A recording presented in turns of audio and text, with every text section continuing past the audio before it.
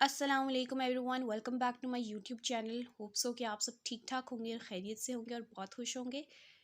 तो हमने अपने पिछले कुछ लेक्चर्स में स्टार्ट किया था पाई एक्सेप्टर लिगेंड्स को, ठीक है। उसका इंट्रो पढ़ा, देन हम लोगों ने देखा कि कौन कौन से जो हैं लिगेंड्स वो एज अ पाई एक्सेप्टर काम करते हैं, पाई एक्सेप्टेंस होती क्या है। इसके अलावा फिर हमने अपने फर्स्ट लिगेंड कार्बोनाइल को डिस्कस किया, ठीक है। और फिर उसकी एमओटी देखी, 18 इलेक्ट्रॉन रूल को स्टडी किया। अब हम जो नेक्स्ट अपना second type of ligand start करने जा रहे हैं, that is metal nitrosyls. Basically nitrosyl ligand है, ठीक है। And metal nitrosyls, metal carbonyls हम कंप्लीट कर चुके हैं। अब हम मेटल नाइट्रोसाइल्स को स्टार्ट करने वाले हैं, ठीक है। अब मेटल नाइट्रोसाइल्स बेसिकली होते क्या हैं, तो इनको देख लेते हैं। तो the compounds in which nitrogen atom of NO is directly bonded with any other atom और आइन आर नोन एज नाइट्रोसाइल कंपाउंड्स। सबसे पहले तो हम देखते हैं कि नाइट्रोसाइल कंपाउंड्स होते क्या हैं, ठीक है। तो ऐसे कंपाउंड्स जिसमें जो नाइट्रोजन एटम है बेसिकली, ठीक है, नाइट्रोसाइल बेसिकली नाइट्रोजन एटम की बात की जा रही है, उसी से निकला है। जो हमारे पास नाइट्रोजन एटम होता है NO का, ठीक है, जैसे हमारे पास ये NO है, ठीक है। इसका जो नाइट्रोजन एटम है, जब इसने डायरेक्ट बॉन्ड बनाया हुआ होता है किसी भी दूसरे एटम के साथ या किसी भी आयन के साथ, तो हम इसको क्या कहते हैं, नाइट्रोसाइल कंपाउंड। लाइक इस तरीके से अगर इसने जो है वो बॉन्ड बनाया हुआ है नाइट्रोजन के, नाइट्रोजन नाइट्रोसाइल का, हमारे पास ये जो NO का जो N है, ठीक है। इस नाइट्रोजन ने जब किसी भी मेटल या किसी भी आयन के साथ बॉन्ड बनाया होगा, तो हम इस पूरे होल कॉम्प्लेक्स को या कंपाउंड को क्या बोल देंगे, नाइट्रोसाइल कंपाउंड, ठीक है। Now nitrosyl ligand is attached as NO positive और NO negative to the central metal atom और आइन, ठीक है।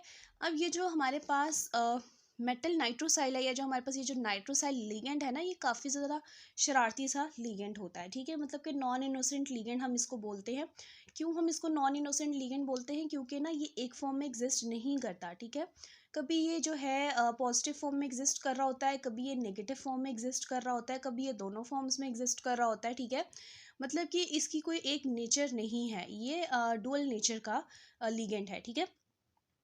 इससे क्या मुराद है कि कभी या तो ये बेंड के फॉर्म में काम कर रहा होगा, कभी ये लीनियर मोड में काम कर रहा होगा, ठीक है। मतलब कि दोनों तरीक़ों से ये वर्क कर रहा होता है। तो अब यहाँ पर अगर देखें तो यहाँ पर नेक्स्ट पॉइंट क्या लिखा है, nitrosyl ligand is attached as NO positive और NO negative ion to the central metal atom और आइन। यहाँ पर आप देख लें, ठीक है। अभी हमने पॉइंट रीड किया कि हमारे पास जो नाइट्रोसाइल है ये एज NO भी काम करता है और एज NO नेगेटिव भी काम करता है, ठीक है। कभी ये मेटल के साथ लगा होता है पॉजिटिव फॉर्म में, कभी ये लगा होता है नेगेटिव फॉर्म में। इसकी हम लोग रीजंस देखेंगे आगे डिटेल में जाके कि ऐसा क्यों होता है, ठीक है। इसके बाद अगर हम लोग मेटल नाइट्रोसाइल की क्लासिफिकेशन के ऊपर बात करें, ठीक है, तो metal nitrosyl containing NO positive as ligand, तो हमारे पास ये NO पॉजिटिव जब काम करता है तो क्या होता है, basically in these types of metal nitrosyl NO positive are present as ligand, ठीक है। NO पॉजिटिव जो है लिगेंड के तौर पे काम कर रहा है। जैसे हमारे पास दो एग्जांपल्स दी हुई हैं, ये कॉम्प्लेक्सेस दिए हैं। यहाँ पर अगर हम लोग आयरन देखें, मेटल है, और हमारे पास दो हमारे पास कार्बोनाइल लगे हुए हैं और दो हमारे पास जो है वो नाइट्रोसाइल लगे हैं, ठीक है। अ, अब यहाँ पर NO लगे। अब यहाँ पर जो NO है बेसिकली वो हमारे पास एज अ पॉजिटिव लिगेंड काम कर रहा है, ठीक है। और यहाँ पर भी जो NO है हमारे पास वो पॉजिटिव लिगेंड काम कर रहा है। लेकिन अगर हम लोग इसकी सेकंड कैटेगरी देखें तो इसमें जो मेटल नाइट्रोसाइल है, इसमें NO जो है वो नेगेटिव फॉर्म में एज अ लिगेंड काम कर रहा है, ठीक है। यहाँ पर देखें तो साइनाइड है, साइनाइड के साथ NO लगा हुआ है, ठीक है। और ऑक्सीडेशन एज अ होल, इसमें जो चार्ज है और स्फेयर के ऊपर, कोऑर्डिनेशन स्फेयर के ऊपर -3 का है, ठीक है। एंड यहाँ पर देखें हमारे पास, तो यहाँ पर जो NO है, ठीक है, ये हमारे पास एज अ नेगेटिव लिगेंड काम कर रहा है दोनों कंडीशंस में, ठीक है। और इसका जो कोऑर्डिनेशन स्फेयर का चार्ज है वो +2 है, ठीक है। अभी जस्ट हमने इसको क्लासीफाई कर रहे हैं, ठीक है, मतलब as a positive and as a negative, हमने इसकी एग्जांपल भी देखी। और जो हमारे पास इसकी थर्ड कैटेगरी होती है, इसमें जो मेटल नाइट्रोसाइल है दोनों तरीक़ों से काम करता है, पॉजिटिव नेगेटिव। एक ही कॉम्प्लेक्स के अंदर पॉजिटिव भी लगा होगा और नेगेटिव भी लगा होगा, ठीक है। जैसे कि यहाँ पर इस एग्जांपल में देखें तो हमारे पास क्या है, आयरन है, NO3 लगा हुआ है, एज पॉजिटिव फॉर्म में एग्जिस्ट कर रहा है, ये NO नेगेटिव फॉर्म में एग्जिस्ट कर रहा है। ठीक है। तो ये छोटी सी क्लासिफिकेशन थी जो हमने इसकी डिस्कस की है। अब हम जो है बॉन्डिंग की तरफ जाएंगे मेटल नाइट्रोसाइल्स की, ठीक है, कि बॉन्डिंग किस तरीके से होती है इसके अंदर। उससे पहले जो है हम लोग इसकी थोड़ी सी एमओटी डायग्राम देख लेंगे ताकि हमें पता चल सके कि किस तरीके से इसमें बॉन्डिंग होनी है। हमने जब कार्बोनाइल पढ़ा था तो उसमें हम लोगों ने जो है कार्बोनाइल को पहले डिस्कस कर लिया था और एमओटी डायग्राम को बाद में किया था, लेकिन इस दफ़ा हम ऐसा नहीं करेंगे। इस दफ़ा हम लोग एमओटी डायग्राम को पहले देखेंगे ताकि हमें अच्छे तरीके से समझ आ सके कि किस तरीके से बॉन्डिंग हो रही है, कहाँ से जो है वो इलेक्ट्रॉन्स निकल के कहाँ पर डोनेशन दे रहे हैं वो, ठीक है। तो ये हम देखेंगे अभी। तो अब हम लोग देख लेते हैं इसकी एमओटी डायग्राम। एमओटी डायग्राम में हमारे पास क्या है कि इस तरफ जो है एटॉमिक ऑर्बिटल बनाया गया है, ठीक है, जिसमें हमारे पास नाइट्रोजन को शो कर रहे हैं और यहाँ पर ऑक्सीजन को शो कर रहे हैं, ठीक है। अब यहाँ पर किस तरीके से हमारे पास बॉन्डिंग हुई है वो दिखाई गई है, ठीक है। पहले 1s बनाया, ठीक है। मोस्टली हम लोग जो है ना बॉन्डिंग की केस में ना मेटल नाइट्रोसाइल्स की या फिर मेटल लिगेंड की हम लोग वैलेंस को देखते हैं, बट कोई बात नहीं, हम लोगों ने इसको फुल बना दिया, ठीक है। 1s से बनाया तो हमारे पास नाइट्रोजन के अंदर जो है वो टोटल कितने इलेक्ट्रॉन्स होते हैं 7, एंड ऑक्सीजन के अंदर होते हैं 8 इलेक्ट्रॉन्स। तो हम लोगों ने यहाँ पर 1s बनाया, ठीक है। इसका सिग्मा 1s बना, देन उसका एंटी बॉन्डिंग बना, देन इसका सिग्मा 2s बना, देन उसका एंटी बॉन्डिंग बना स्टार के साथ, ठीक है। देन 2p के साथ बनाया, ठीक है। उसमें हमारे पास 2px 2py देन 2pz। उसके बाद फिर हमारे पास उसके सारों के एंटी बॉन्डिंग बन गई, ठीक है। फिर हम लोगों ने फिलिंग स्टार्ट की तो हमारे पास टोटल 15 इलेक्ट्रॉन्स थे, तो हम लोगों ने फिलिंग स्टार्ट की 1 2 3 4 5 6 7 8 9 10 11 12 13 14 एंड 15। अब यहाँ पर अगर फोकस किया जाए तो यहाँ पर एक सिंगल इलेक्ट्रॉन जो है वो रिजाइड कर रहा है, कोई लोन पेयर यहाँ पर नहीं मौजूद, और यहाँ पर किधर मौजूद है जी, एंटी बॉन्डिंग के अंदर मौजूद है, ठीक है। तो इसका मतलब है कि यहाँ से इलेक्ट्रॉन निकलेगा, ठीक है, और निकल के देखा जाएगा कि अब वो निकल के किधर जाता है, मेटल के कहाँ पर डोनेट करता है। ऑब्वियस सी बात है एम्प्टी ऑर्बिटल में ही डोनेट करेगा, ठीक है। बॉन्डिंग इसके अंदर देखेंगे, लेकिन यहाँ पर कुछ बॉन्ड ऑर्डर की बातें भी लिखी हुई हैं, कन्फिग्रेशन भी लिखी हुई हैं। अगर ये आप करना चाहते हैं तो यू कैन डू इट, ठीक है। इसको मैं ज़्यादा एक्सप्लेन नहीं करूँगी क्योंकि हमारा ये कंसर्न नहीं है अभी। हम जो है बॉन्डिंग एमओटी डायग्राम दिखाने का मकसद ये था कि आपको पता चल सके कि इलेक्ट्रॉन जो है वो आ किधर से रहा है। अब जो है हम लोग बॉन्डिंग पढ़ेंगे मेटल नाइट्रोसाइल्स की कि किस तरीके से ये मेटल के साथ बॉन्ड फॉर्मेशन करते हैं, ठीक है। ओके, तो अब हम इसे स्टार्ट करते हैं। यहाँ पर देखा जाए तो क्या लिखा है कि bonding orbitals have more oxygen like character के।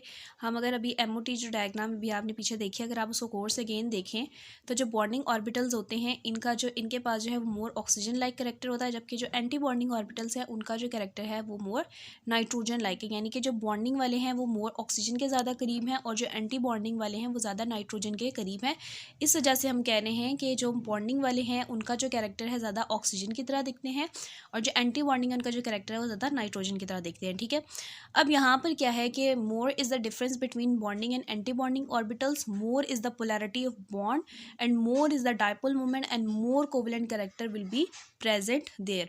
हमें ये बात पता है कि मेटल और जो लीगेंट है उनके दरमियान जो बॉन्ड बनता है that is basically the formation of covalent bond, ठीक है।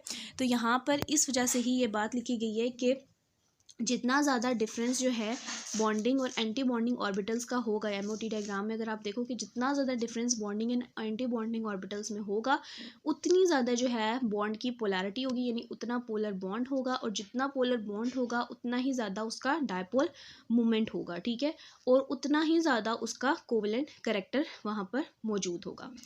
फिर अगर हमने जो मेटल कार्बोनाइल्स पढ़े अगर उसके साथ कंपैरिजन करें नाइट्रोसाइल का, तो हमारे पास कार्बोनाइल जो होता है, हमारे पास कार्बोनाइल का जो कार्बन होता है ये भी डोनर एटम है, लेकिन कार्बन जो है ये एक गुड सिग्मा डोनर है। हमने ये बात पढ़ी थी कि carbon is a good sigma donor, easily donation दे देता है due to less electronegativity of carbon. क्यों? क्योंकि carbon is very very less electronegative, right. उसके बाद जो हमारे पास नाइट्रोजन नाइट्रोसाइल का जो ये नाइट्रोजन है, तो नाइट्रोजन भी एक डोनर एटम है कार्बन की तरह, लेकिन जो नाइट्रोजन जो है ये एक पुअर सिग्मा डोनर है। क्यों? क्योंकि इसकी जो इलेक्ट्रोनेगेटिविटी है वो एज़ कम्पेयर टू कार्बन बहुत ज़्यादा है, ठीक है। सो क्या होगा कि अगर हम इन दोनों को कंपेयर करें, ठीक है, तो हमारे पास सबसे अच्छी डोनेशन कौन देगा, सबसे पहले सिग्मा बॉन्ड कौन फॉर्म करेगा, कार्बन फॉर्म करेगा। क्यों? क्योंकि इसकी इलेक्ट्रोनेगेटिविटी कम है। लेकिन नाइट्रोजन जो होगा, नाइट्रोजन जो है वो क्या करेगा, वो भी डोनेशन देता है, लेकिन एज़ कम्पेयर टू कार्बन वो इतनी अच्छी डोनेशन नहीं देता, वो प्रेफर नहीं करता सिग्मा बॉन्ड बनाना एज़ कम्पेयर टू कार्बन, ठीक है। तो कार्बन जो है बड़ा अच्छा, बड़ा नेक-दिल है, फ़ौरन से जो है बॉन्ड फॉर्मेशन कर देता है पहला बॉन्ड, क्योंकि सिग्मा बॉन्ड होता है, ठीक है। तो आई होप सो कि इन दोनों में आपको जो है डिफरेंस समझ में आ गया होगा। एक और बात अगर हम लोग यहाँ पर पढ़ें तो हमारे पास जो कार्बोनाइल है in pi back bonding due to less electronegativity of carbon it is poor pi acceptor. अब क्या है कि हमारे पास पाई बैक बॉन्डिंग, क्योंकि ये दोनों ही करते हैं, ठीक है, because they both are pi acceptor ligands. तो जो हमारे पास कार्बोनाइल है पाई बैक बॉन्डिंग में, क्योंकि जाहिर सी बात है ये लेस इलेक्ट्रोनेगेटिव है कार्बन, ठीक है, तो ये क्या होगा, ये एक पुअर पाई एक्सेप्टर होगा, यानी कि पाई एक्सेप्टेंस तो करेगा लेकिन इतना अच्छा पाई एक्सेप्टर नहीं होगा, ठीक है। लेकिन जो हमारे पास NO है पाई बैक बॉन्डिंग के अंदर, इसकी electronegativity as we already know high है, अभी हम पढ़ के आए, जिसकी वजह से जो नाइट्रोजन है ये एक गुड पाई एक्सेप्टर लिगेंड होगा, यानी कि ये कहेगा कि ठीक है दे दो मुझे, मैं एक बहुत अच्छा पाई एक्सेप्टर हूँ। लेकिन जो कार्बन है वो दे तो देगा लेकिन वो वापस लेने में शर्माएगा, ठीक है, यानी कि वो वापस नहीं लेगा, कम ही लेगा वापस, ठीक है। तो बेसिकली हमारे पास दोनों में ये डिफरेंस है। मेन डिफरेंस आपने याद रखना है कि कार्बोनाइल का जो कार्बन है it is a good sigma donor but it is a poor pi acceptor, because carbon is very less electronegative, right? But as compared to if we compare nitrosyl or nitrogen and oxygen NO, right, in this ligand it is a good pi acceptor ligand but it is a poor sigma donor because it is very highly electronegative as compared to carbon, okay। तो I hope so ये समझ आ गया होगा। यहाँ पर भी इन्होंने इस तरीके से बात लिख दी है कि nitrogen is a very good pi acceptor as compare to carbon, okay. Next is bonding in nitrosyl complexes. अब हम इसकी बॉन्डिंग देखेंगे, इसके मोड्स देखेंगे, इसका बिहेवियर देखेंगे, क्यों इसको हम लोग नॉन इनोसेंट लिगेंड बोलते हैं, ठीक है। अब बॉन्डिंग किस तरीके से होगी इसकी उसको देख लेते हैं। तो हमारे पास क्या है यहाँ पर, अगर देखा जाए तो हमारे पास जो नाइट्रोजन है, ठीक है, एंड जो ऑक्सीजन है, नाइट्रोजन के पास ना एक पूरा लोन पेयर होता है और एक इलेक्ट्रॉन रिजाइड कर रहा होता है। जैसे अभी हम लोग पीछे MOT डायग्राम में देख के आए हैं कि बिल्कुल एक लोन पेयर होता है और बिल्कुल एक जो है, जो हम लोगों ने एंटी बॉन्डिंग में देखा था कि इस तरीके से एक पूरा एक electron, not a pair of electron, सिर्फ एक इलेक्ट्रॉन जो था वो एंटी बॉन्डिंग में रिजाइड कर रहा था। तो इसके वैलेंस शेल में बेसिकली ना 3 इलेक्ट्रॉन्स होते हैं इस तरीके से, ठीक है, जो कि जिन्होंने कोई बॉन्डिंग में जो इन्वॉल्व नहीं होते हैं, ठीक है। जो हमारे पास क्या होते हैं, एक लोन पेयर मौजूद होता है और एक हमारे पास क्या होता है, एक पूरा का पूरा एक इलेक्ट्रॉन मौजूद होता है। अब ऑक्सीजन के पास भी हमें पता है कि 2 लोन पेयर्स होते हैं, लेकिन यहाँ पर क्योंकि बॉन्डिंग शो की गई है तो ऑक्सीजन का एक लोन पेयर जो है वो बॉन्डिंग में इन्वॉल्व है, ठीक है। एंड जब हमारे पास ये मेटल के साथ जो है वो अब बॉन्डिंग बनाएगा, ठीक है, तो हमारे पास यहाँ पर जो नाइट्रोजन और मेटल का पहला बॉन्ड बनेगा that will be the sigma bond, ठीक है। तो यहाँ पर क्या हुआ कि जैसे ही नाइट्रोजन ने मेटल को डोनेट किया तो हमारे पास पहला बॉन्ड क्या बना, सिग्मा बॉन्ड बना, और इलेक्ट्रॉन डेंसिटी जो थी वो मेटल के ऊपर क्या हो गई, इंक्रीज हो गई, ठीक है, ये बात भी हमें पता है। So it will back donate. अब जब उसके ऊपर जाहिर सी बात है नेगेटिव चार्ज इंक्रीज हो गया, इलेक्ट्रॉन डेंसिटी इंक्रीज हो गई, तो अब मेटल अनस्टेबल हो गया, वो खुद को स्टेबल करने की कोशिश करेगा, एंड जब वो खुद को स्टेबल करने की कोशिश करेगा तो वो बैक डोनेट करेगा नाइट्रोजन को, और जब वो बैक डोनेट करेगा नाइट्रोजन को तो वहाँ पर किसकी फॉर्मेशन हो जाएगी, पाई बॉन्ड की फॉर्मेशन हो जाएगी, ठीक है। यहाँ पर जो है with the help of orbitals show किया गया है, ठीक है। तो हमारे पास ये मेटल के ऑर्बिटल्स शो किए गए हुए हैं, नाइट्रोजन ऑक्सीजन यानी नाइट्रोसाइल के जो है वो बॉन्ड्स ऑर्बिटल्स शो किए गए हैं, ठीक है। तो सबसे पहला बॉन्ड जो इन दोनों के दरमियान बना दैट वुड बी द कौन सा बॉन्ड, सिग्मा बॉन्ड, ठीक है। तो यहाँ पर क्या हुआ कि नाइट्रोजन ने क्या किया, सबसे पहले डोनेशन दी किसको, मेटल को। कहाँ से दी, अपने एंटी बॉन्डिंग से दी, किसके कहाँ पर दी है, हमारे पास एम्प्टी ऑर्बिटल में दी है, मेटल के डी एम्प्टी ऑर्बिटल में दी है, ठीक है। अब क्या हुआ, यहाँ पर सिग्मा बॉन्ड बन गया। अब जैसे ही यहाँ पर सिग्मा बॉन्ड बना, मेटल के ऊपर नेगेटिव चार्ज इंक्रीज हो गया, इलेक्ट्रॉन डेंसिटी इंक्रीज होगी, मेटल अनस्टेबल हो गया। अब मेटल ने खुद को स्टेबल करना है तो मेटल क्या करेगा, बैक डोनेशन देगा अपने फिल्ड ऑर्बिटल से, कहाँ पर देगा, पाई स्टार में दे देगा, एंड यानी एंटी बॉन्डिंग में दे देगा किसके, नाइट्रोसाइल के, ठीक है, NO के एम्प्टी ऑर्बिटल में। अभी हम लोग जो है वो MOT डायग्राम में देख कर रहे हैं कि इसके पास वेकेंट जो है वो एंटी बॉन्डिंग के ऑर्बिटल्स मौजूद होते हैं, ठीक है, NO के पास। तो अब ये क्या करेगा, अपनी फील्ड से उठा के इसके empty pi star anti bonding में डोनेशन दे देगा, ठीक है, यानी बैक डोनेट करेगा। तो इट मीन्स कि यहाँ पर कौन सा इफेक्ट अप्लाई हुआ, सिनर्जी का इफेक्ट अप्लाई हुआ। अगर आपने कार्बोनाइल को अच्छे से पढ़ा है ना, वहाँ मैंने बड़ी डेप्थ में बॉन्डिंग एक्सप्लेन की हुई है, अगर आपको वो समझ आ गया ना तो ये समझना कोई बड़ी बात नहीं है, आपको ईजिली समझ आ जाएगा, क्योंकि बॉन्डिंग और जो ये बॉन्ड्स बन रहे हैं सब कुछ सेम है, ठीक है, आगे भी सारा कुछ सेम होगा, लेकिन बस थोड़ा सा जो है हमारे पास due to emptiness and their behaviour, orbitals के अंदर जो वैकेंसीज हैं उनकी वजह से वो बस थोड़ा सा डिफरेंस है, और इनके थोड़ा सा बिहेवियर में डिफरेंस है, इनके वैलेंस इलेक्ट्रॉन्स में डिफरेंस है। बाकी जो बॉन्डिंग है, किस तरह से सिग्मा बॉन्ड बन रहा है, किस तरह से पाई बॉन्ड बन रहा है, किस तरह से बॉन्ड स्ट्रेंथ इंक्रीज हो रही डिक्रीज हो रही, बॉन्ड लेंथ इंक्रीज हो रही डिक्रीज होगी, each and everything is same. So मैं आपको यही कहूँगी कि अगर आपने वो वीडियो नहीं देखी है कार्बोनाइल्स की तो वो देख कर आएँ, bonding in metal carbonyls, then आप जो है इस वीडियो के ऊपर आएँ तो आपको बॉन्डिंग बहुत अच्छे तरीके से समझ आ जाएगी। वैसे यहाँ पर भी मैं अच्छे तरीके से ही एक्सप्लेन करूँगी, लेकिन अगर आपको वो आएगा ना तो आप ये ईजिली कर पाओगे, ठीक है। तो यहाँ पर क्या है कि हमारे पास अब जब हमारे पास पाई बॉन्ड बन गया, ठीक है, तो हमारे पास अब क्या होगा कि जैसे ही मेटल और नाइट्रोजन का बॉन्ड बनेगा तो क्या होगा कि इस वाला ये जो नाइट्रोजन और ऑक्सीजन का जो बॉन्ड है इसकी जो स्ट्रेंथ है वो क्या होना शुरू हो जाएगी, कम होना शुरू हो जाएगी, ठीक है। और जो हमारे पास यहाँ पर बॉन्ड लेंथ है, ठीक है, इनकी वो भी इंक्रीज़ होना शुरू हो जाएगी। पहले क्या था कि पहले इनकी जो बॉन्ड लेंथ थी वो क्या थी, शॉर्ट थी। जब भी आपके पास बॉन्ड लेंथ शॉर्ट होगी इट मीन्स कि आपका जो बॉन्ड है वो स्ट्रॉन्ग होगा। जैसे ही आपकी बॉन्ड लेंथ इंक्रीज़ होने शुरू हो जाएगी इट मीन्स कि आपका जो बॉन्ड है वो वीक बॉन्ड होने लग गया है, ठीक है। तो यहाँ पर भी आप देखो, अब जैसे ही वहाँ से उसने मेटल के साथ बॉन्डिंग स्टार्ट की तो इनका जो बॉन्ड था वो क्या होना शुरू हो गया, इलोंगेट होना शुरू हो गया, जिसकी वजह से इनकी जो बॉन्ड स्ट्रेंथ थी वो कम हो गई। अब इन दोनों का जो हमारे पास बॉन्ड था, ठीक है, उनकी जो बॉन्ड स्ट्रेंथ थी वो इंक्रीज़ होने लगी। बॉन्ड एंगल लिखा है जैसे 160 से 180 इनका हो जाएगा, ठीक है, और इनका बॉन्ड एंगल जो है हमारे पास वो कितना हो जाएगा वो इंक्रीज़ हो जाएगा, ठीक है। तो वो हमने यहाँ मेंशन नहीं किया, लेकिन इनका जो बॉन्ड एंगल है हमारे पास वो इस तरीके से हो जाएगा, ठीक है। सो ये जस्ट आपकी इन्फॉर्मेशन के लिए था। बस अगर आप बॉन्ड एंगल नहीं भी याद करते, अगर आपको ये पता होता है ना कि आपकी स्ट्रेंथ कैसी है बॉन्ड की लेंथ कैसी है, तो आपको पता चल जाएगा कि भाई किस तरीके से यहाँ पर काम हो रहा है, ठीक है। अब यहाँ पर क्या हुआ कि इन दोनों की जो बॉन्ड लेंथ थी वो इंक्रीज़ होगी, इन दोनों की जो बॉन्ड लेंथ थी वो शॉर्ट हो गई, इन दोनों की बॉन्ड स्ट्रेंथ कम होगी और इन दोनों की बॉन्ड स्ट्रेंथ ज़्यादा हो गई, ठीक है।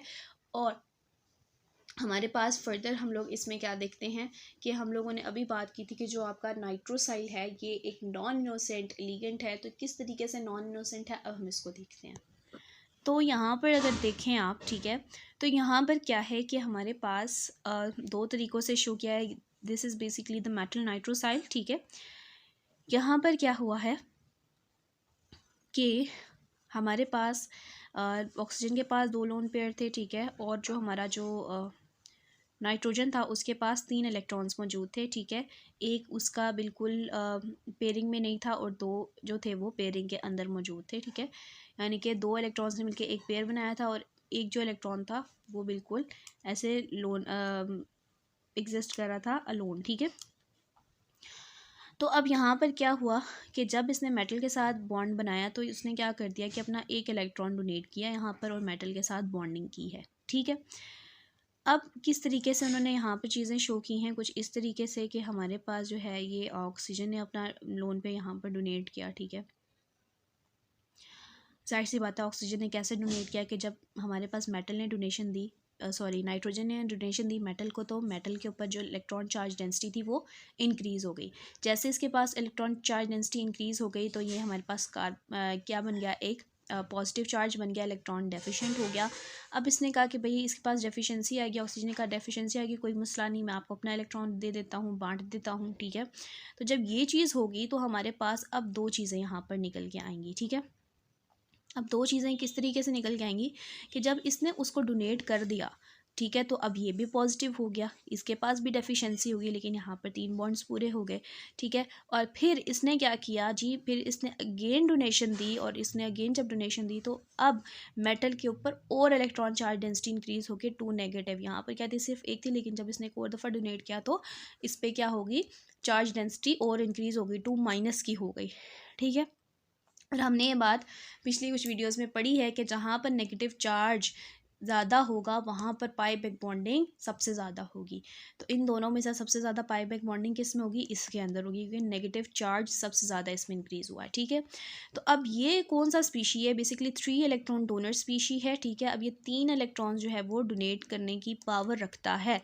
3 इलेक्ट्रॉन डोनेट उसने किए हैं, तो हमारे पास यहाँ पर नाइट्रोजन एज अ पॉजिटिव काम करेगा। हमने भी पढ़ा ना कि नाइट्रोजन पॉजिटिव भी काम करता है, और नाइट्रोजन एज अ नेगेटिव, यानी नाइट्रोस एज अ पॉजिटिव भी काम कर रहा है और नेगेटिव भी काम कर रहा है। तो पॉजिटिव इस कंडीशन में वो काम कर रहा है, क्योंकि यहाँ पर ये जो है ये अपने तीनों के तीनों इलेक्ट्रॉन्स को डोनेट कर रहा है। पहले उसने सिर्फ अपना एक इलेक्ट्रॉन डोनेट किया, मेटल के साथ बनाया, फिर उस पर नेगेटिव चार्ज आ गया। ठीक है। उससे पहले फिर उसने क्या किया कि अपना एक और इलेक्ट्रॉन डोनेट कर दिया, जब एक और इलेक्ट्रॉन डोनेट कर दिया तो इसके ऊपर क्या आ गया, पॉजिटिव चार्ज, इसके ऊपर 2 नेगेटिव चार्ज आ गया। इसका मतलब है कि नाइट्रोजन ने अपने तीनों के तीनों इलेक्ट्रॉन्स मेटल को दे दिए हैं। जब ऐसा होगा तो हमारे पास ये एज अ लीनियर मोड में बिहेव करेगा नाइट्रोसाइल, और इसकी हाइब्रिडाइजेशन क्या होगी, sp हाइब्रिडाइज्ड हो जाएगा ये। ठीक है। अब यहाँ पर बात ख़त्म नहीं होती, अब हमारे पास इसका बेंट मोड भी आता है। बेंट मोड किस तरीके से आएगा, हमारे पास यहाँ पर क्या होगा कि अब अगर हम लोग इसकी ऑपोजिट साइड देख लेते हैं, तो ऑपोजिट साइड में क्या है कि मेटल है एंड हमारे पास नाइट्रोसाइल है। इसमें क्या होगा कि नाइट्रोजन सिर्फ एक ही इलेक्ट्रॉन जो है वो अपना डोनेट करेगा, किसको, मेटल को। ठीक है। नाइट्रोजन ने कहा कि भाई अब तो मैं सिर्फ एक ही इलेक्ट्रॉन डोनेट करूंगा, और वो किस कंडीशन में होगा कि कब वो एक इलेक्ट्रॉन करेगा, कब वो तीनों इलेक्ट्रॉन देगा, वो हम आगे जाके पढ़ेंगे कि कब होता है ऐसा। ठीक है। हम उसको अभी स्टडी करेंगे, लेकिन अभी आप जो है ना अभी इस चीज़ को देखें कि जब ये एक इलेक्ट्रॉन डोनेट करेगा तो हमारे पास स्ट्रक्चर किस तरह से इसका आएगा और ये किस मोड में बिहेव करेगा। ठीक है। अब जो है वो नाइट्रोजन ने क्या किया जी, सिर्फ एक ही इलेक्ट्रॉन मेटल को डोनेट किया और उसके साथ क्या बनाया जी, कॉम्प्लेक्स बनाया। ठीक है, सॉरी, उसके साथ बॉन्ड बनाया। ठीक है। अब ये जो एक लोन पेयर ऑफ इलेक्ट्रॉन था ये नाइट्रोजन के ऊपर ही मौजूद रहेगा, रिजाइड करेगा। और हमें पता है ये बात कि ऑक्सीजन के पास भी लोन पेयर्स होते हैं। ठीक है। एक लोन पेयर तो ऑक्सीजन के पास भी होगा। ठीक है। 2 लोन पेयर ऑक्सीजन के पास भी होंगे। तो अब यहाँ पर क्या होगा कि इन दोनों की हो जाएगी रिपल्शन। ज़ाहिर सी बात है, लोन पेयर्स मौजूद हैं तो वो तो इकट्ठे साथ नहीं रह सकते, वो दोनों आपस में रिपल्शन कॉज करेंगे। जब वो दोनों आपस में रिपल्शन कॉज करेंगे तो हमारे पास जो ये स्ट्रक्चर होगा ये बेंट फॉर्म में चला जाएगा, और ये अब लीनियर फॉर्म में एग्जिस्ट नहीं करेगा। अब यहाँ पर देखो तो ऑक्सीजन डोनेट कर चुका था। ठीक है। इसको अब नाइट्रोजन अपने सारे इलेक्ट्रॉन्स डोनेट कर चुका था, जिसकी वजह से यहाँ पर रिपल्जन कॉज नहीं हुई थी। ऑक्सीजन के पास सिर्फ एक ही लोन पेयर मौजूद था यहाँ पे। ठीक है। लेकिन यहाँ पर तो कोई लोन पेयर नहीं था, जिसकी वजह से कोई रिपल्जन नहीं हुई। दैट्स वाई इसका जो स्ट्रक्चर था वो लीनियर था। ठीक है। लेकिन यहाँ पर क्या हुआ कि नाइट्रोजन ने सिर्फ अपना एक ही इलेक्ट्रॉन डोनेट किया और इसके ऊपर एक पूरा लोन पेयर रिजाइड करा था, और ऑक्सीजन के पास भी लोन पेयर थे। ठीक है। जिसकी वजह से दोनों में रिपल्जन कॉज हुई और हमारे पास जो स्ट्रक्चर था वो नीचे की तरफ हो गया, ऑक्सीजन नीचे की तरफ चला गया और बेंट फॉर्मेशन होगी यहाँ पर। ठीक है। और हमारे पास यहाँ पर nitrogen as a 1 electron species काम करता है, एंड इसके ऊपर चार्ज कौन सा होता है, नेगेटिव चार्ज होता है। इट मीन्स कि यहाँ पर ये एज अ नेगेटिव नाइट्रोसाइल काम कर रहा है और यहाँ पर एज अ पॉजिटिव नाइट्रोसाइल काम कर रहा था। ठीक है। और यहाँ पर ये क्या है, ये sp2 हाइब्रिडाइज्ड है। ठीक हो गया। आई होप सो कि यहाँ तक आपको सारी बातें क्लियर हो गई होंगी। अब यहाँ पर देखें तो हम लोगों ने क्या बात की है जी, लीनियर एंड बेंड की बात की है। सबसे पहले जब हम लोग NO पॉजिटिव की फॉर्म में एग्जिस्ट करेगा ना तो इसको नाइट्रोसो ग्रुप बोलते हैं, नाइट्रोनियम आयन भी बोलते हैं। ठीक है। अब लीनियर एंड बेंड के बारे में हमने थोड़ी बातें लिखी हैं कि जब हमारे पास लोअर लाइंग एनर्जी ऑर्बिटल्स जो है मेटल के वो एम्प्टी होंगे तो वो क्या कर सकते हैं, वो इजीली एक्सेप्ट कर सकते हैं इलेक्ट्रॉन्स फ्रॉम नाइट्रोजन, और वो बिहेव कर सकते हैं as 3 electron donor with sp hybridise system. यानी हमें पता है कि जब वो लीनियर फॉर्म में बिहेव करेगा तो वो 3 इलेक्ट्रॉन्स डोनेट करेगा। ठीक है। और वो sp3 हाइब्रिडाइज सिस्टम को फॉलो करेगा। लेकिन ये होगा कब कब हमें जो है पता चलेगा कि भाई जो नाइट्रोसाइल है वो एज अ पॉजिटिव काम कर रहा है, यानी कि एज अ लीनियर काम कर रहा है, या एज अ नेगेटिव काम कर रहा है, या बेंड काम कर रहा है। ठीक है। तो वो हमें पता चलेगा, वो डिसाइड करेगा मेटल के ऑर्बिटल्स। ठीक है। अगर आप यहाँ देखो तो मेटल है, मेटल के लोअर लाइंग ऑर्बिटल्स की बात की है। अगर ये लोअर लाइंग नीचे वाले ऑर्बिटल अगर हमारे पास एम्प्टी होंगे, ठीक है, अगर नीचे वाले ऑर्बिटल्स एम्प्टी होंगे तभी जो ये नाइट्रोसाइल है, देखो पहला तो उसने सिग्मा बना लिया, ठीक है, अब उसके पास एक लोन पेयर मौजूद है, यानी 2 इलेक्ट्रॉन्स मौजूद हैं। अगर तो उसका ये वाला ऑर्बिटल खाली होगा तब जो है वो अपना जो वो एक पूरा लोन पेयर था वो डोनेट कर देगा इस वाले लोअर लाइंग ऑर्बिटल में मेटल के, ठीक है। तब जाके हमारे पास ये जो नाइट्रोजन होगा ये 3 इलेक्ट्रॉन स्पीशी डोनर के तौर पे काम करेगा, जब ये हमारे पास अपने तीनों के तीनों इलेक्ट्रॉन्स डोनेट कर देगा और एक लीनियर फॉर्म बना देगा। वो कब होगा? जब हमारे पास मेटल का ये नीचे वाला जो ऑर्बिटल है ये खाली होगा। जाहिर सी बात है, खाली होगा तो नाइट्रोजन देगा ना, वो खाली ही नहीं है तो नाइट्रोजन कहाँ डोनेट करे, ठीक है। इसी तरह बेंट फॉर्मेशन कब होगी? जब लोअर लाइंग ऑर्बिटल जो हैं मेटल के वो एम्प्टी नहीं होंगे। अब जैसे यहाँ देखो, यहाँ पर लोअर लाइंग ऑर्बिटल एम्प्टी तो नहीं है, मेटल के फील्ड है, ऑलरेडी फील्ड मैंने शो किए हुए यहाँ पर। इसका मतलब है अब मेटल के पास इतनी ज़्यादा वैकेंसी है ही नहीं, कोई जगह ही नहीं है उन इलेक्ट्रॉन्स को रखने के लिए नाइट्रोजन के। दैट्स वाई नाइट्रोजन के ऊपर ही वो एक लोन पेयर या वो 2 इलेक्ट्रॉन्स रिजाइड करेंगे, जिसकी वजह से ऑक्सीजन यहाँ पे इससे बेंट फॉर्मेशन या से रिपल्जन करवाएगा, जिसकी वजह से बेंट फॉर्मेशन हो जाएगी। और तब हमारे पास जो नाइट्रोजन है जस्ट 1 इलेक्ट्रॉन स्पीशी के तौर पर काम करेगा या 1 इलेक्ट्रॉन डोनर के तौर पर काम करेगा, ठीक है। तो इधर यही बात लिखी हुई है कि when low lying energy orbitals are not empty it is electron rich metal. तो क्या ज़ाहिर सी बात है, जब एम्प्टी नहीं है तो इलेक्ट्रॉन रिच मेटल है, तो then the electron pair of nitrogen cannot be easily given to metal atom, only 1 electron is given to metal atom, so lone pair will reside on nitrogen atom, so it will result in the formation of bent structure, ठीक है। I hope so कि अब आपको पता चल गया होगा कि कब ये लीनियर काम करेगा, कब ये बेंट काम करेगा। लीनियर काम करेगा तो किस तरीके से करेगा, अगर बेंट मोड में काम करे तो किस तरीके से करेगा। तो दैट्स वाई हम नाइट्रोसाइल को नॉन इनोसेंट लिगेंड बोलते हैं, क्योंकि ये 2 फॉर्म्स में एग्जिस्ट करता है, ये 2 मोड्स में एग्जिस्ट करता है बेसिकली, ठीक है। एग्जाम्पल्स हम देखते हैं, ठीक है। एग्जाम्पल में हमारे पास जो फर्स्ट कॉम्प्लेक्स है बेंट का वो है जी वॉस्कास कॉम्प्लेक्स। वॉस्कास कॉम्प्लेक्स ये है जिसमें इरिडियम है, ठीक है, PPH3 2 लगे हैं, कार्बोनाइल 1 है, क्लोराइड 1 है और नाइट्रोसाइल लगा हुआ है, ठीक है, NO लगा हुआ है। तो अगर हम इस स्ट्रक्चर को ओपन करके लिखें तो हमारे पास ये स्क्वायर पैरामीटर इसकी ज्योमेट्री है, ठीक है, और ये बेंट का स्ट्रक्चर है। कैसे हमारे पास यहाँ पर बेंट क्यों काम कर रहा है? क्योंकि जो इरिडियम है, ठीक है, उसके पास इतनी वैकेंसी ही नहीं है कि वो नाइट्रोजन का जो है वो एक और लोन पेयर एक्सेप्ट कर सके, ठीक है, एक लोन पेयर एक्सेप्ट कर सके, वो जस्ट उसने एक इलेक्ट्रॉन एक्सेप्ट किया हुआ है। तो ये कुछ इस तरीके से इसका स्ट्रक्चर आता है, 1 2 3 4 5 है, तो ये स्क्वायर पैरामीटर का ज्योमेट्री है और नाइट्रोजन के ऊपर एक लोन पेयर मौजूद है, तो ये बेंट हो जाएगा। तो ये हमारे पास किसकी एग्जांपल है जी? वॉस्कास कॉम्प्लेक्स बेंट स्ट्रक्चर की है, ठीक है। अब यहाँ पर क्या है, यहाँ पर हमारे पास बेंट प्लस लीनियर दोनों की एग्जांपल आ जाती है, ठीक है। यहाँ पर जहाँ पर जिस तरह मैंने आपको कहा था ना कि कुछ कॉम्प्लेक्सेस ऐसे भी होंगे जहाँ पर एज अ लीनियर भी काम कर रहा होगा, एज अ बेंट भी काम कर रहा होगा, दोनों एक ही तरीके में आ जाएंगे, ठीक है। तो उसमें क्या होगा, तो हमारे पास ये वाला कॉम्प्लेक्स है जिसमें हमारे पास रुथेनियम है, क्लोराइड है, नाइट्रोसाइल 2 लगे हुए हैं, एक हमारे पास बेंट के तौर पे काम करेगा और एक हमारे पास लीनियर के तौर पे काम करेगा और 2 PPH3 है, ठीक है। अब यहाँ पर क्या है कि रुथेनियम है, यहाँ पर एक नाइट्रोसाइल लगा, एक नाइट्रोसाइल यहाँ पर, यहाँ एक PPH3 या एक PPH3, यहाँ क्लोराइड। अब हमारे पास ये वाला जो नाइट्रोसाइल है बेसिकली एक्सियल पोजीशन पे लगा हुआ है, यानी कि फ्रंट पे लगा हुआ है, ठीक है। तो इट मीन्स कि हमारे पास यहाँ पर क्या हो रहा है कि ये जब ये फ्रंट पे लगा हुआ होगा ना, बिल्कुल फ्रंट साइड पे जब हमारे पास नाइट्रोसाइल लगा होगा तो ये हमारे पास एज अ बेंड काम करेगा, और जब हमारे पास ये इक्वेटोरियल यानी कि बैक साइड पे लगा होगा तो हमारे पास एज अ लीनियर काम करेगा, ठीक है। तो हमारे पास ये एग्जांपल है किसकी? एक मिक्स्ड कॉम्प्लेक्स की, जिसमें हमारे पास नाइट्रोसाइल 2 बिहेवियर्स शो कर रहा है, एक नाइट्रोसाइल बेंट और एक नाइट्रोसाइल जो है वो लीनियर की फॉर्म कर रहा है, ठीक है। बस एक एग्जांपल कोई देख लो, इसमें इतनी डेप्थ में जाने की ज़रूरत नहीं है, जस्ट समझाने के लिए बताया है कि कौन कौन सी इनकी एग्जांपल्स हो सकती हैं, आप एग्जाम में इन एग्जांपल्स को कोड कर सकते हैं, ठीक है।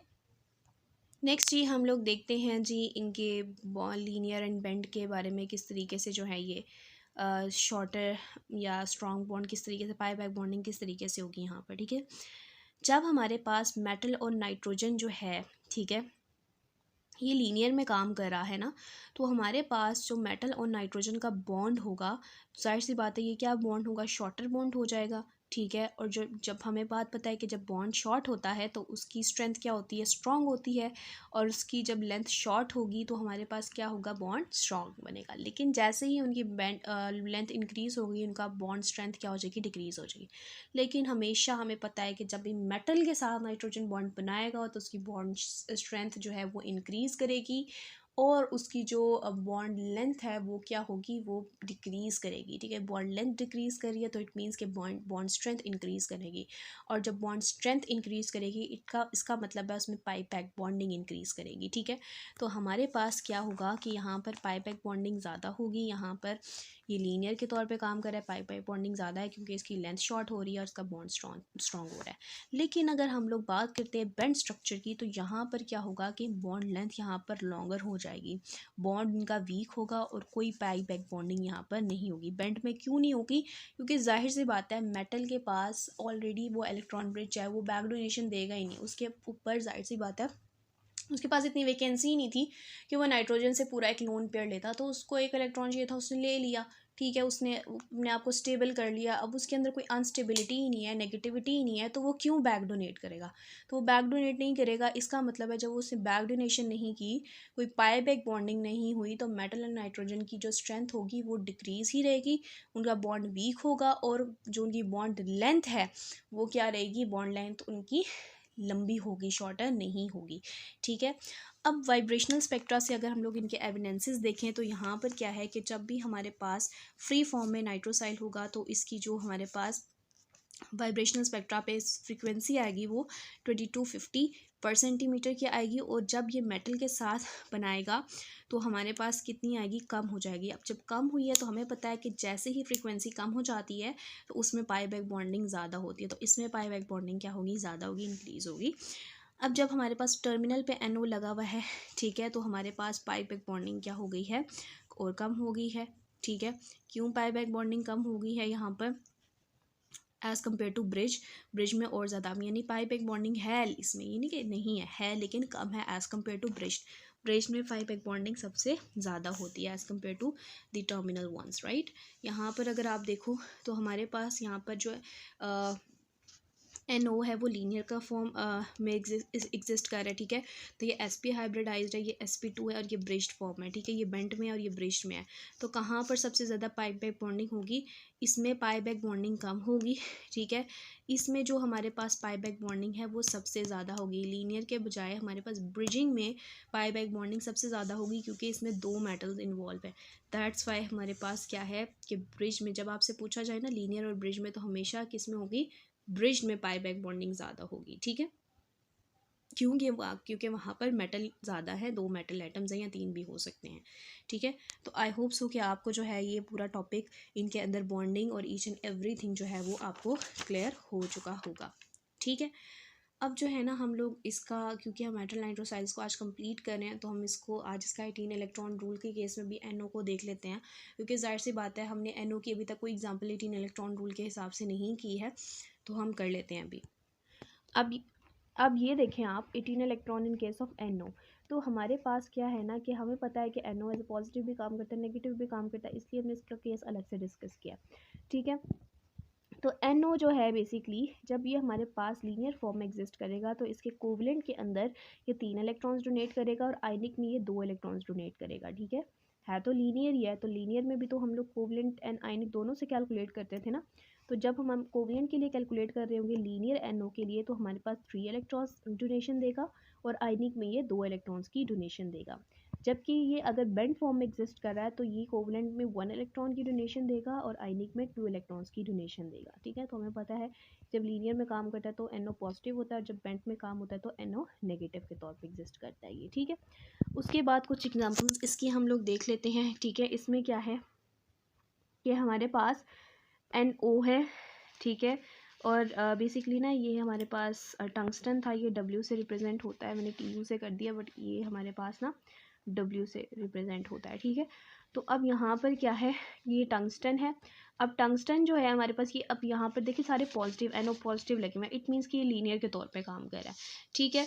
अब कोवलेंट और आयनिक में हम लोग इसको देखेंगे तो टंगस्टन के वैलेंस शेल में 6 इलेक्ट्रॉन्स होते हैं, ठीक है। और हमारे पास कितने NO लगे हैं, 4 NO लगे हैं। और क्योंकि ये लीनियर का केस है तो कोवलेंट में कितने देगा, 3 इलेक्ट्रॉन्स देगा, ठीक है। तो हमारे पास यहाँ पर क्या हो जाएगा, 4 3 12 और यहाँ क्या हो जाएगा 18, ठीक है। फिर हमने आयनिक के लिए जब भी फाइंड करते हैं तो हमेशा ऑक्सीडेशन स्टेट फाइंड करते हैं। ऑक्सीडेशन स्टेट देखा तो -4 की आई, इसका मतलब है 4 प्लस कर देना है इसमें, ठीक है। जब 4 प्लस किया तो 10 इलेक्ट्रॉन्स यहाँ पर आ गए। और जैसे ही हमने 4 NO में यहाँ पर NO जो है कितने देगा, Na के केस में 2 इलेक्ट्रॉन्स देगा। जब इन दोनों को मल्टीप्लाई कराया तो 8 आंसर आया, और जब इन दोनों को ऐड करवाया तो 18 आंसर आ गया, ठीक है।